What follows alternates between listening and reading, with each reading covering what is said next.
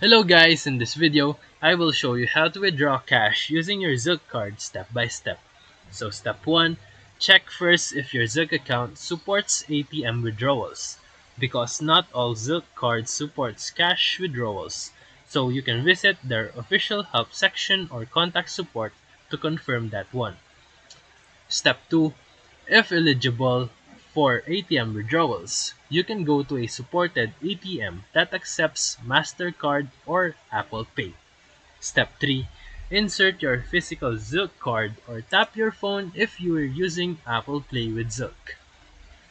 And step 4, enter your Zilch PIN when prompted. This can be found in the Zilch app under your card settings. Step 5, choose Withdraw Cash and enter the amount that you want to withdraw, and then confirm the transaction. Step 6, collect your cash and make sure that to check your Zilch balance after the withdrawal. And now, you can easily withdraw money using your Zilch card. So if this video helped you, feel free to like and subscribe for more quick tutorials, reviews, and comparison videos. Thank you for watching.